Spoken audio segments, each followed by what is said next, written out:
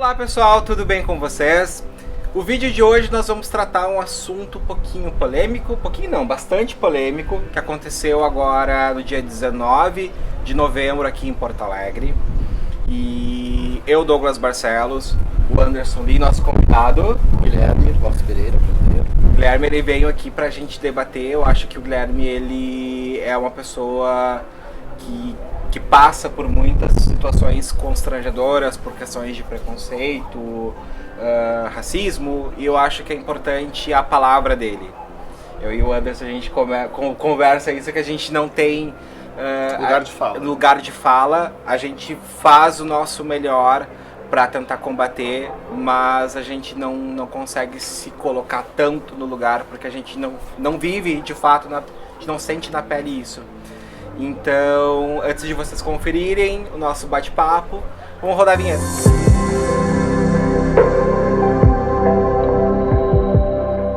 Pessoal, voltamos aqui com o Guilherme hoje, que é o nosso convidado. E quando eu conversei com o Douglas da necessidade de fazer esse vídeo, o Douglas falou, mas nós precisamos trazer alguém que tenha lugar de fala sobre isso, porque nós não temos esse lugar. Como a Valéria Barcelos, eu cito muito a Valéria no canal, eu já comentei isso contigo, eu acho. A Valéria fala, né? Enquanto o Guilherme é preto e nós não pretos.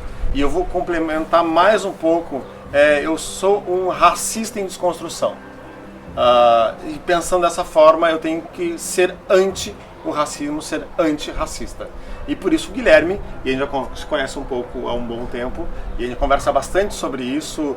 A gente sempre conversou sobre isso, né? A gente sempre conversa. Sempre a gente conversa, a gente cai sempre nesse bate-papo. E a ideia de chamar o Guilherme é porque também foi muito expressiva a votação de LGBTQIA+, e negros, né, nessa eleição, em vereadores. Foram eleitos mais de 80 vereadores em todo o Brasil. Em Porto Alegre nós temos uma bancada com 13 vereadores de esquerda, sendo que foi constituída a primeira vez uma bancada negra com 5 integrantes. O Guilherme vai poder falar mais sobre isso, né, Gui? O que a gente pode perceber nos dias de hoje é que essa representatividade negra, né, é muito importante, porque com os retrocessos do governo Bolsonaro, que vem vindo desde as eleições de 2018, é muito importante em Porto Alegre ter essa representatividade.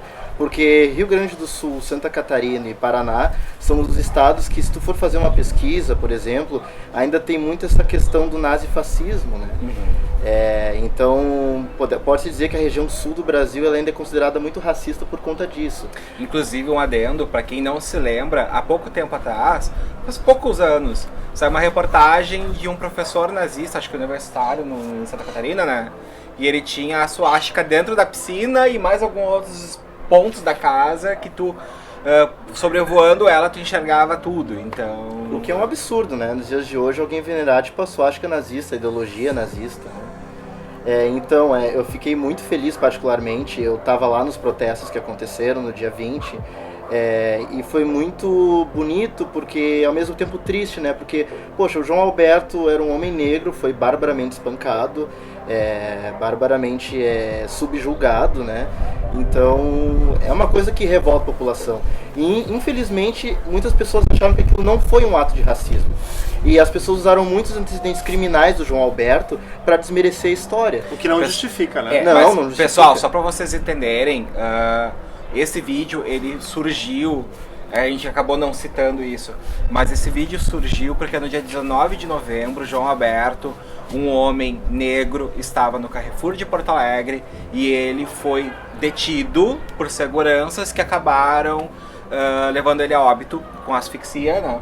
Asfixia, espancamento. Então, esse tema, ele gerou debate, ele está sendo debatido, graças a Deus, mundialmente. Então... Eu vou falar mais uma coisa, e tem que ficar claro que 19 de novembro é um dia antes do dia 20 de novembro, o dia da consciência negra aqui no Brasil.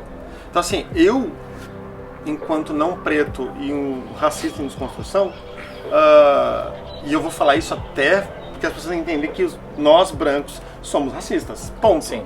Nós temos privilégios por sermos brancos. Nunca teria acontecido isso se fosse eu que estivesse no Carrefour naquela mesma situação. Sim. Discutindo, brigando ou fazendo. E provavelmente eu me defender, como você mesmo disse, né, Gui? Por favor, senhor, vamos lá pra fora. É evidente que o tratamento com pessoas brancas e pessoas negras é diferenciado. Eu, por exemplo, eu faço parte da URGS, né? Eu sou estudante da URGS, que já é um espaço onde existem poucos negros, apesar das políticas de cotas que são implementadas aqui com eficácia desde 2012, já melhoraram um pouco esse parâmetro. A gente vê mais negros na universidade, a gente vê mais negros em espaços de poder, digamos assim. Mas também tem a questão que o espaço negro no capitalismo também ele tem que ser problematizado, né? Essa questão.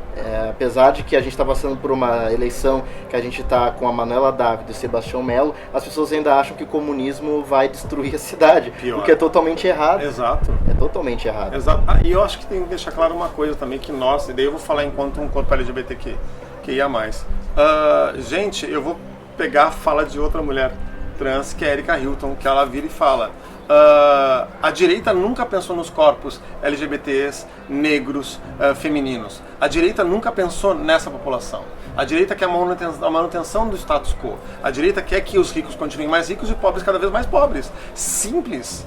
Então, na minha cabeça, eu vou falar inadmissível e vão me cancelar, vão me xingar. É inadmissível pensar em um LGBTQIA+, um negro, um pobre, uma mulher, um índio de direita. É louco isso. Na minha cabeça não entra. E daí, por mais que falem, e que o Tami Miranda, o Tami foi eleito um dos vereadores em São Paulo, a Erika Hilton e o Tami Miranda, para quem não sabe, são os dois primeiros corpos trans na Câmara de Vereadores em São Paulo. A Erika com mais de 50 mil votos e o Tami com mais de 40 mil votos, se eu não me engano. E o Tami está no partido de direita. E a ideia do Tami, pelo que eu li, é de colocar, mostrar para a direita que nós existimos. Graças ao bom pai, a Erika Hilton vem e fala não, para a direita nós, porque além de tudo, a Erika Hilton é uma mulher trans negra. E daí por isso nós estamos falando dela muito mais do que qualquer outra coisa. E ela fala, não, eles não querem saber de nós. Porque a manutenção do status quo que tem que estar existindo.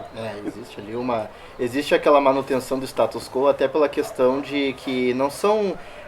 ainda para o brasileiro ainda é muito forte essa questão de sempre tem que ser o lado certo, o lado correto, e é uma coisa que a direita defende, né? Que é aquele negócio que as desigualdades são naturais e elas não...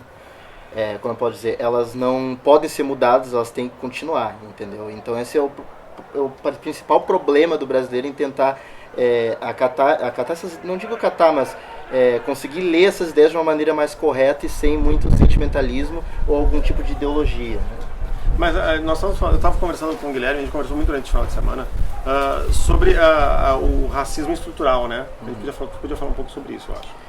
O racismo estrutural nada mais é que aquele racismo velado, né, guris? Assim, eu tô no supermercado, por exemplo, sacolando as minhas coisas, normalmente, e vem uma mulher ou qualquer outra pessoa branca e me pergunta: ai, querido, tu pode me ajudar a sacolar aqui? Tu trabalha aqui? Né? Então esse negócio, as pessoas já esperam do negro uma situação de subalterno, sabe? Uma situação de que, ele é negro, então ele deve ser o faxineiro, ele deve ser o segurança, o motorista. Né? E isso não importa. Uma coisa que o racismo ele perpassa gênero, ele perpassa orientação sexual, tudo. Se tu é negro, se tu for um negro rico, se for um negro hétero, um negro LGBT, você vai sofrer racismo, não importa como. Até eu vou comentar uma coisa que vai acontecer hoje. Hoje é dia 22 de novembro que a gente tá gravando esse vídeo, domingo. Inclusive, só um adendo, a gente tá gravando aqui fora. A luz talvez não fique uma coisa muito boa pra vocês verem, mas por questões de segurança do Covid, é mais tranquilo a gente gravar numa área externa do que dentro do estúdio. Então, retornando. Hoje de manhã, você sabe que eu sou fotógrafo, eu fui no centro de Porto Alegre fazer um ensaio fotográfico no gasômetro. E o motorista que veio me buscar do Uber era um motorista negro. E aí quando chegou na altura da Nilo, ele tava andando devagar. Eu vi que ele tava devagar e eu falei, poderia ir um pouco mais rápido, porque eu tenho o horário. Daí ele deixou bem claro, não, desculpa, mas eu tô com medo de andar rápido e alguém me parar. Então tu vê como fica a cabeça das pessoas, as pessoas negras, depois de um ato desse. E aí tem aquela coisa, uma coisa que em Porto Alegre eu vi, no Brasil é muito ridículo isso, que tu tenta deslegitimizar as coisas. O rapaz que morreu, o João, É João, né? João Alberto. O João Alberto, ele tem uma longuíssima ficha criminal. Ok, é um caso à parte. Mas as pessoas ficam julgando a morte dele, tipo, como se fosse ok, porque o cara tem longas passagens pela não justifica a morte, não justifica. Ok, que ele tem passagem por agressão à mulher dele, mas tipo... Não justifica o assassinato. Não ele era um ser humano, ele era querido pela comunidade onde ele morava. Exato. Ali na Farrapos, ali. Tanto que eles também compareceram no ato do dia 20 de novembro, e foi uma coisa assim que todo mundo ficou perplexo, assim, sabe? Até porque assim, ok, ele agrediu, isso já é comprovado porque existe o registro, o BO na polícia, existe tudo isso disponível na internet. Mas será que se fosse um branco seria tratado dessa forma? Não seria, mas aí entra outra coisa, todo mundo erra, só que um branco, ele geralmente ele não é julgado pelo erro, mas o negro é. Então o branco, gente, eu cansei de ver já essa função de trabalhar com mídias e tudo mais. O que eu canso de ver matérias de o fulano bateu na mulher, fulano, artistas brancos que batem, o caso da Mariana Ferrer, super bem. Né? Sim, aí estão lá super felizes. Aí se um negro errou uma vez na vida, ele vai ser sempre julgado, ele vira aquilo vira uma mazela na vida do cara, porque além de tu sofrer com racismo, o velado e o explícito, tu não pode errar. O negro não tem direito de ser humano. Não. E é muito bizarro isso daí. E hoje eu me senti super mal indo pro gasômetro pra trabalhar, porque eu fiquei... Inclusive eu liguei pro meu cliente e disse, olha só, a gente vai atrasar um pouquinho, mas depois eu te explico e tudo mais. E ele ficou chocado quando eu contei pra ele também.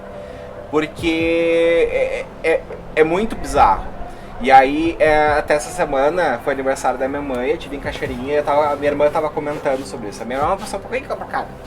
E ela achou um absurdo que fizeram com o Carrefour, porque nada se justifica. Mas, infelizmente, a gente vive num país que o pacífico, o diálogo, ele não surte efeito. Fora do Brasil, os últimos acontecimentos de morte de negros... Alguma coisa foi resolvida nos Estados Unidos, que é muito mais evoluído que Brasil. O pessoal queimou. O pessoal saiu queimando. Aí na televisão é tratado como ato de protesto. Aqui é vandalismo. Aí tu já vê o quão ridículo é. Eu acho assim, é uma pena depredarem, botarem fogo. Eu acho que porque é comida, é alimento, é o que vai alimentar as pessoas. Querendo ou não, Carrefour em Porto Alegre é uma rede com um custo mais baixo. Então tem pessoas que têm menos grana, acabam comprando muito lá por causa disso. Daí tem as pessoas que trabalham lá. Só que é a única forma que a gente tem, infelizmente, de a gente abraçar a causa. E fazer eles entenderem o erro. Porque infelizmente no Brasil as coisas só funcionam quando dói o bolso. E infelizmente também tem essa questão, como eu disse, você mais pontual agora, da questão do capitalismo. Sem racismo não existe capitalismo e vice-versa, os dois se complementam.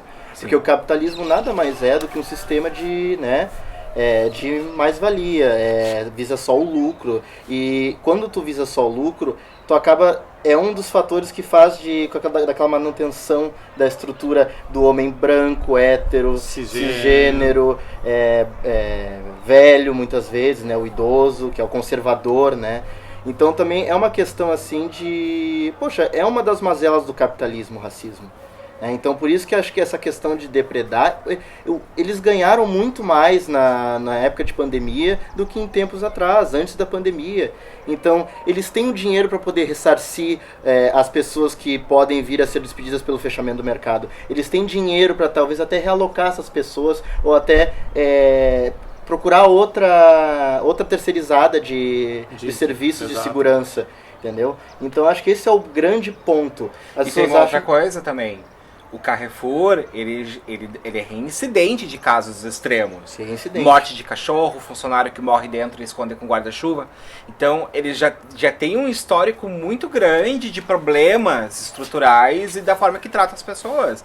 Então, visivelmente, tu enxerga que o Carrefour ele pensa em pessoas como números, não como seres humanos. Não, como eu estava falando, né? Então, a questão é bem mais embaixo, né? O ponto é bem mais embaixo ali. E eu acho que foi necessário, sim. Eu, por exemplo, eu como homem negro, poderia ter sido eu, poderia ter sido meu irmão, poderia ter sido meu tio, poderia ter sido qualquer outro negro. Meu irmão que é negro. Pois então, são coisas assim que tipo deixam a gente com os nervos à flor da pele, né? São coisas que tu não dá pra aceitar. A gente tá no século XXI, 2020, e ainda existe tipo, coisas como essa. Isso é o resquício da nossa escravidão, isso é o resquício do nosso colonialismo. Mas é só pensar na fala do vice-presidente. Que não existe racismo no Brasil. E que ele se refere a negros e pessoas pretas como Pessoas de aquelas pessoas de cor. Isso já é uma fala racista. Ou o Bolsonaro, né, que sempre fala, eu não sou racista, meu barbeiro é negro, sabe? Mas teve o Bolsonaro tem pior ainda, tem aquele lance do ter comparado com a roupa, né? Ainda tem mais isso ainda, tem um passado que remete a tudo isso. Sim, o passado de um presidente que é racista, homofóbico, misógino, muitas vezes também. Muito. Né, essa questão. E eu acho que quando a gente fala em racismo também, é um homem negro que estava ali. Mas também poderia ter sido uma mulher negra. Quando teve aquele caso, acho que em São Paulo, no Rio, no eixo do Sudeste ali, que o policial agrediu barbaramente uma professora também, Sim. negra. Sim. Pois então, a violência para a mulher negra também às vezes é muito pior do que a violência feita pelo homem negro. Porque além o homem negro, ele é um homem negro, tudo bem, ele vai sofrer o racismo, mas ele ainda tem o lado homem dele, né? Não vamos entrar muito em feminismo, em pauta feminismo, porque a gente não tem lugar de fala aqui. Exato. Mas é também uma coisa uma coisa que eu endosso de novo. Raça vem antes de gênero e vem antes também de orientação sexual, sabe? E de classe social também. Tá, eu acho que sim. O que a gente pode fazer aqui? Eu sei que o Guilherme ele não faz parte de nenhum movimento em Porto Alegre, mas conhece bastante sobre o movimento e as pessoas envolvidas, né? Conheço alguns movimentos, sim. O Alicerce é o principal deles, né? Que eles têm uma atuação na URGS bem presente, que é um dos principais movimentos que eu conheço. E eu acredito que não basta tu ser só contra o racismo, tem que ser antirracista. Sim. Né? E em todos os âmbitos, o âmbito social, o âmbito afetivo, né? Em todos os âmbitos, né? Então não adianta o cara dizer, eu sou contra o racismo e acabar fazendo coisas que podem gerar uma certa hipocrisia, né? Certo, não, muita hipocrisia. Muita hipocrisia. Né? É meio cínico, como eu falo, né? É muito louco, porque assim, quando a gente fala nisso tudo, e eu não me sinto no direito de falar, porque eu não passo por isso e não vou passar nunca. Eu tenho um irmão mais novo, eu citei aqui no canal, já comentei com vocês, já sabem disso, que é o Júnior. Ele tem 15 anos agora, ele já passou comigo ou com o Thiago por 13 episódios de racismo, mesmo estando acompanhado de brancos. E ele saber que ele vai sofrer por aquilo. Está andando comigo e eu brinco muito com meu irmão de tapa, brincadeira na rua, quando a gente saía, pré-Covid isso, né? Dele parar de indo, não vamos brincar, porque tá ali, tem 5 policiais ali na frente, eles podem achar que eu estou fazendo uma coisa pra você. E é real isso. E na época eu tinha 12 para 13 anos. Sim. Então a gente vive num país que isso ele é incutido desde que você cresce. Né? Os mais antigos falavam, gente, aquele preto de alma branca. Uhum. Hoje é inadmissível você pensar em alguém falar isso. Mas era muito natural para os nossos avós. Eu já queria dizer assim, mas como assim, gente? É muito louco, porque você vê que e aqui no sul eu vejo essa coisa de origem italiana e alemã, e é muito engraçado, quanto mais for a colônia, a região for mais voltada com alemães, eles chamam os negros de brasileiros. Mas eles são o quê? Eles nasceram aqui no Brasil. Eles consideram alemães e italianos. Então a gente perpetua isso desde que o Brasil é Brasil. Desde que o Brasil é Brasil. E gostei muito dessa tua fala que aconteceu com o teu afilhado, porque eu também, antes de ser um homem negro, eu fui uma criança negra, né? Então muitas vezes, depois de anos, eu fui entender algumas coisas que aconteceram comigo na minha infância por questões raciais, né? Digamos assim, tu gostava de uma menina na escola, e aí tu te declarava pra ela e ela dizia, eu não vou ficar contigo porque tu é preto. Ou então, tu tá andando com as mãos no bolso numa loja totalmente despretensioso de qualquer coisa e vinha uma mulher e, moço, o que tu pegou que tu tá com a mão no bolso aí? Sabe? É uma coisa que mexe contigo e isso acaba mexendo até com a tua autoestima até quando tu vira adulto. Sim. Sabe? Então o racismo ele começa desde a infância. Ninguém nasce racista, as pessoas aprendem a ser racistas. E também tem aquele outro adendo, né? Acontece tipo de situação, tu vai te defender, aí não é agredido porque ainda retrucou. É muito bizarro. É bem bizarro isso. Então eu acho que pra acabar com o racismo de vez, que vocês perguntaram pra mim agora alguns minutos atrás, eu acho que vem tudo da educação também, sabe? Da família, da escola, porque a gente sabe também que os currículos escolares eles deixam a desejar, principalmente os de ciências humanas, né? E daí entra história, filosofia, geografia, sociologia, enfim, entre várias outras. Eu acho que tem que começar dali, sabe? A educação de racismo tem que vir dos professores. Mas aí não pode só vir dos professores, tem que ter um plano de governo, tem que ter pessoas organizadas para saber lidar com um currículo antirracista. Não digo nem só antirracista, mas também com um currículo que conta a história dos indígenas, conta a história dos negros, conta a história das mulheres, das sufragistas, né? Eu acho que o papel do professor e da educação familiar é muito importante para a gente poder reverter essa questão do racismo no nosso país. A gente precisa de uma política para fazer isso, né? Políticas públicas, o que infelizmente o nosso governo atual luta totalmente contra. Né? E tira verba e diminui, enfim, é um absurdo que está acontecendo. Na verdade, quando eu falo em ser de direita ou de esquerda, é quando eu falo que o movimento de direita não pensa nessas causas. Historicamente não pensa. Assim, não se atentem à fala deles agora, mas pensem no que a direita fez no passado. Olhem, fiquem atentos para ver isso, para ver se ela contemplou, vamos chamar de minorias, mesmo sabendo que não são, mas são consideradas minorias. Se ela contempla as minorias e não contempla, independente de qual minoria você seja, ela não vai te contemplar. Esse é o problema. E eu entendo quando a Erika Hilton fala sobre o corpo, de falar assim, mas eles não veem o corpo negro, eles não veem o corpo LGBT, eles não veem o corpo feminino, eles não veem o corpo trans. Eles veem o corpo branco, de preferência do homem hétero cisgênero. Que seria a norma, né? Exato! Que daí você volta para a tradicional família, né? Família tradicional, que é homem, mulher e filhos. E geralmente se vê homem, mulher, filhos brancos. Na mesa, na propaganda da margarina, a família feliz comendo margarina, toda branca. Sim. E daí se for pegar no meu meio, que é a moda, e do Douglas também, agora que se vê modelos negras, muito mais que antigamente. A gente tem historicamente falando em Naomi e Imã. Mas aí as modelos negras que elas conseguiam sucesso, elas eram saturadas, eles não davam espaço para novas. Eles extraíam até a última gota daquela modelo, eles não davam possibilidades. Mas eu vejo uma preocupação maior fora do Brasil para tentar reverter isso do que dentro do Brasil. E isso em todos os âmbitos. E vai ser na fotografia, e vai ser no ensino, e vai ser na moda. O Brasil tem uma situação complicada também. Eles... Como é que eu vou te dizer? Eles enxergam o negro muitas vezes como fetiche também. Tem isso do corpo de fetiche, né? Porque o negro, ele é o super dotado, é o super sexual. É viril, é agressivo na cama. É muito bizarro. E as mulheres são sensualizadas, a corpo de canela. O corpo da cor do pecado, a própria globeleza. Exato. O carnaval acho que perpetua muito mais essa violência aos corpos femininos negros, sabe? Muitos imigrantes turistas, europeus, estadunidenses, né, canadenses, vêm pra cá e enxergam a mulher como algo fácil, né? Ou até o homem negro como um homem bestializado sexualmente, um animal sexual, sabe? Do falo grande, que pega todo mundo, leva todo mundo pra cama e procria. É a sexualização masculina e feminina do corpo negro, né? A gente teve um caso agora até recentemente do Matheus Massafera com Gustavo Rocha. Sim. Sim. Que teve até a questão de que eles têm um tipo de homem pra transar, que é o tatuado, é o maloca. Leia-se, né, homens negros de favela, de comunidades, periferias. E os pra casar são os brancos, os loiros, os Lucianos Hucks, né? Então, isso também perpassa muito sobre essa questão da objetificação sexual do corpo negro, né? Eu tenho uma amiga trans e ela fala que ela é uma mulher trans, negra. E ela fala que ela abdicou do que a única coisa que o homem negro tinha, que era o falo, a virilidade. Porque ela não se percebia num corpo masculino. Ela sempre se percebeu como mulher. Então, olha que loucura, né? Ela fala assim, então eu sou muito mais, eu sofro muito mais de preconceito por ser uma mulher trans negra.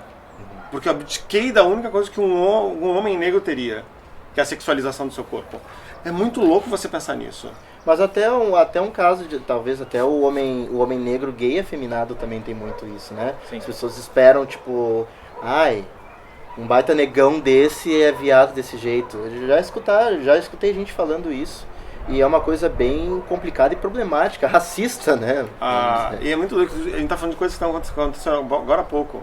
Gaguejei agora. A Bianca Della Fence faz um vídeo em homenagem ao Jorge Lafon, E ele sofreu preconceito por ser homem negro, gay, afeminado, sim, e usar a maquiagem que fazia para fazer o personagem da Vera Verão. Né?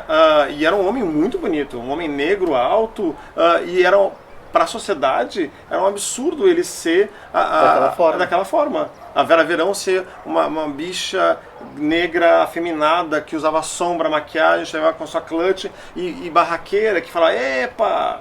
É muito louco você pensar nisso. Né? E assim mesmo, se a gente for ver essa objetificação, é um absurdo uma mulher negra ser lésbica. É um absurdo. Entende? Entende, é ótimo falar com isso pra ele. Tu entende, Guilherme? É lógico que ele entende. Sim, mas é essa o principal ponto, assim.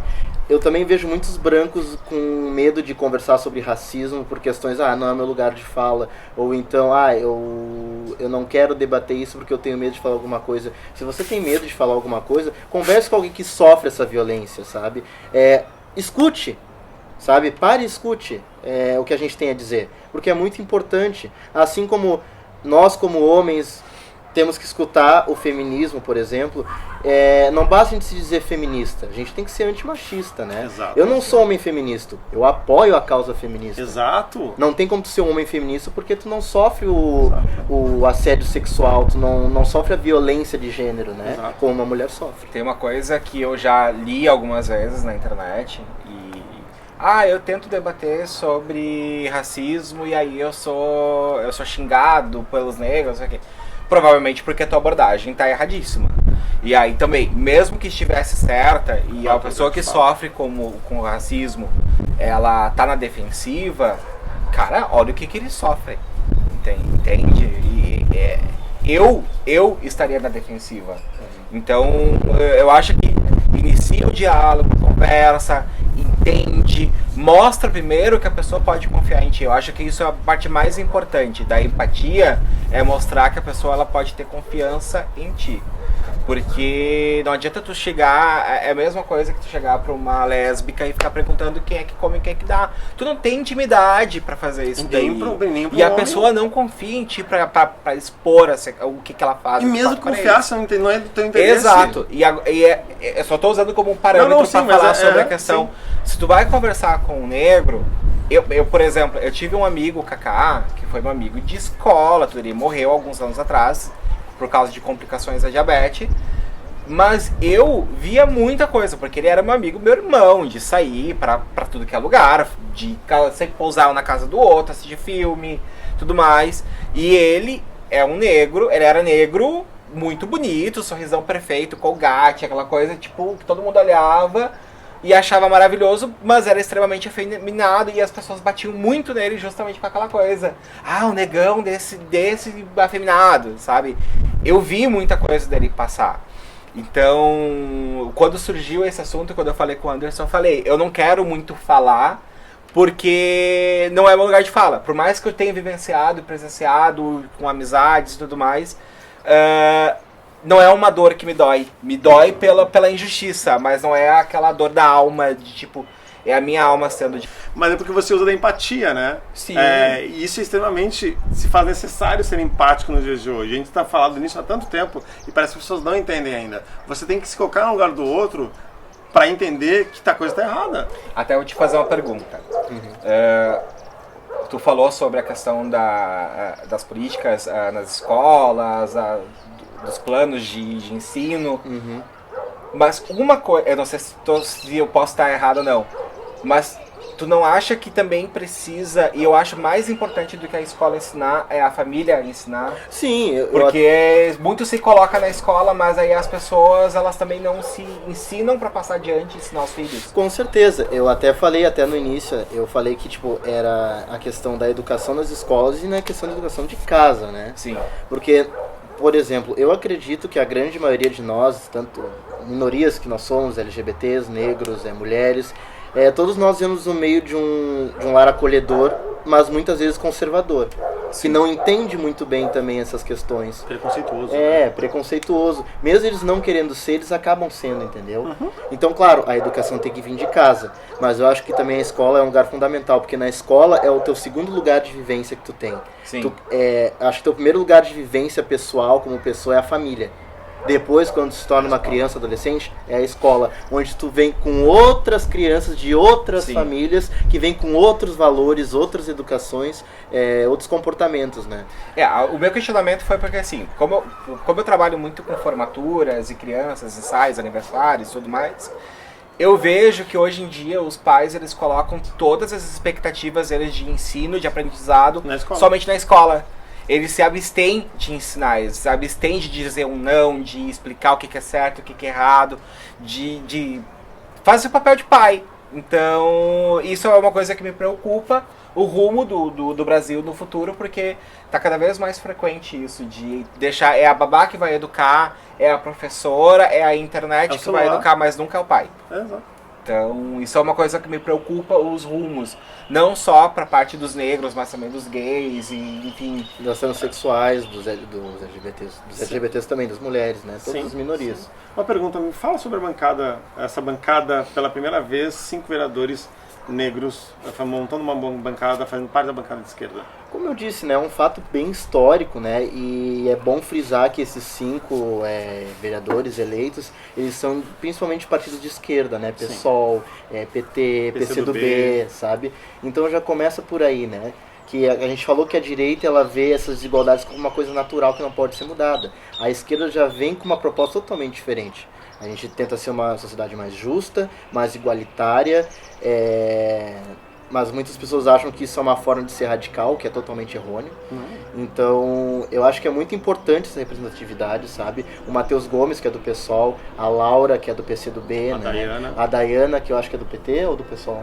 PSOL. Do PSOL. Então, eu acho que eles são super importantes no contexto que a gente vive hoje em dia, sabe? Eu acho que eles vão fazer a diferença muito na nossa cidade. Então, para mim, assim, é um alívio ver tantos vereadores negros e jovens, né? Para quebrar aquele paradigma das pessoas, só pessoas velhas podem ser políticas. Então, isso vem para agregar, vem muito mais para agregar do que para separar, como muitas pessoas acham que é. É engraçado, eu comentei com o Guilherme, o Douglas não sabe disso, mas eu tenho um amigo branco, pobre, que mora num bairro afastado da Polis, do centro de Porto Alegre. Ele votou só em partido de direita e quando ele me perguntou assim, quem você votou para vereador? Porque para prefeito ele sabe que eu votei na Manuela. Porque eu não sei nem falar, né? E daí, desculpa aí família, mas não consigo concordar com isso. E daí, minhas irmãs, eu tenho uma irmã que votou no direito e outra votou em branco. E daí, quando eu falo, eu falei assim, mas eu votei, eu fiquei na dúvida entre 2 vereadores negros, que era a Dayana e o Matheus, e eu acabei votando na Dayana.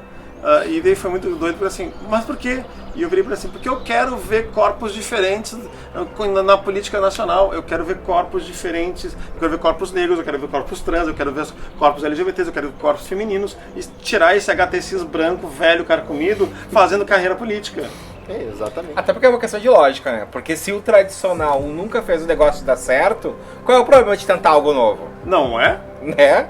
Eu só não votei na Manu porque eu não voto em Porto Alegre, infelizmente. Porque... Mas pra próxima eleição eu ajusto o meu título, não se preocupem. Gui, eu só tenho a agradecer por você. Eu acho que se você quiser falar alguma coisa a mais, sinta-se à vontade. Não, eu que vou agradecer o espaço aqui também, né? Obrigado por me chamarem.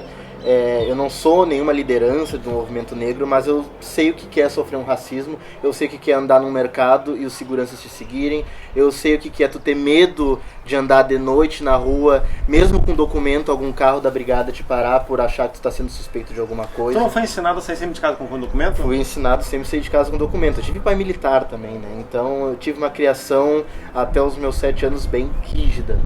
Então o meu recado que fica é: pessoas brancas não tenham medo de falar sobre o racismo, aceitem quando um negro diz que vocês estão sendo racistas, quando vocês estão errados em falar alguma coisa sobre racismo, leiam mais pessoas negras, leiam mais sobre ideologias políticas, não fiquem nesse achismo de que o comunismo foi só super malvado. Tem coisas que, ideologias do comunismo que são plausíveis, apesar que tem a sua parcela de autoritarismo, nós não podemos negar. Sim. Mas não dá para comparar fascismo com comunismo. Então acho que esse é o meu principal recado, sabe? Manuela, que é de um partido comunista, né, que é do PCdoB, ela não vai implantar o comunismo na cidade, pelo contrário, ela quer uma gestão, como ela mesma falou, mais solidária, igualitária, justa para todos e todas, homens e mulheres, e todos, né? Transsexuais ou não transsexuais, exato, gays, lésbicas, todos. Então acho que esse é o meu principal recado. Leiam mais pessoas negras, escutem mais pessoas negras e não tenham medo de falar sobre racismo. É importante. Obrigado, Gui. E eduquem as pessoas, o teu amiguinho do Facebook, o teu amiguinho do Insta, teu amiguinho namorado, do lado. A namorada. Eduquem, conversem, expliquem, mostrem esse vídeo se for necessário. Muito obrigado pela tua participação. E não vai esquecer, não basta não ser racista, tem que ser antirracista. Isso aí, galera. Então, muito obrigado pela tua participação. Foi um prazer receber aqui. E é isso, galera. Esse é o vídeo do nosso retorno. Beijos. Depois de você sabe do quê? Do meu joelho, mas né? E todos os panos que deram. Então, pessoal, uma boa semana pra vocês. E vamos nos ajudar a evoluir e transformar o Brasil num lugar melhor.